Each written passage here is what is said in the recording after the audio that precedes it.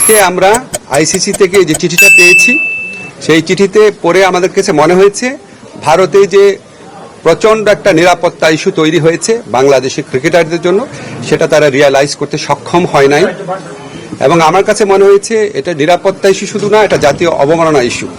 যাই হোক, আমরা নিরাপত্তা ইস্যুটাকেই মুখ্য করে দেখছি, যেখানে ভারতের ক্রিকেট কন্ট্রোল বোর্ড নিজেরাই বলছে কলকাতা টিমকে যে এই প্লেয়ারকে নিরাপত্তা দেওয়া যাচ্ছে না, ওনাকে তোমার টিম থেকে বাদ দাও।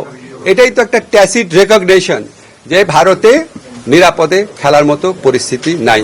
আমরা ভারতের যে বিগার পিকচার আছে, সাম্প্রদায়িক পরিস্থিতি, সেটা নিয়ে কিছু বলতে চাচ্ছি না, কিন্তু আমাদের ক্রিকেটারদের নিরাপত্তা, বাংলাদেশের নিরাপত্তা, বাংলাদেশের মর্যাদা, এটার প্রশ্নে আমরা কোনো আপোষ করব না।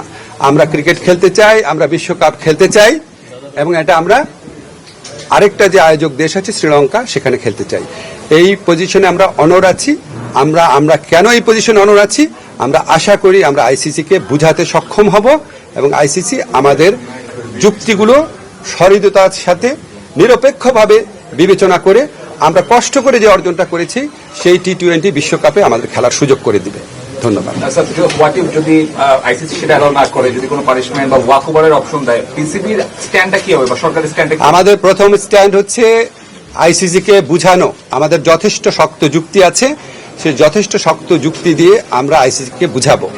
আমাদের স্ট্যান্ডের মূল নীতি হচ্ছে বাংলাদেশের নিরাপত্তা, বাংলাদেশের সম্মান আর বাংলাদেশের মর্যাদার প্রশ্নে আমরা আপোষ করব না, কিন্তু আমরা অবশ্যই ক্রিকেট বিশ্বকাপ খেলতে চাই।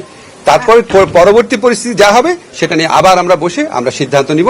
এখন পর্যন্ত আমরা এই সিদ্ধান্ত খুব ক্লিয়ারলি নিয়েছি যে আমরা আইসিসিকে বুঝাবো যে আমাদের ভারতে খেলার মতো পরিবেশ নাই।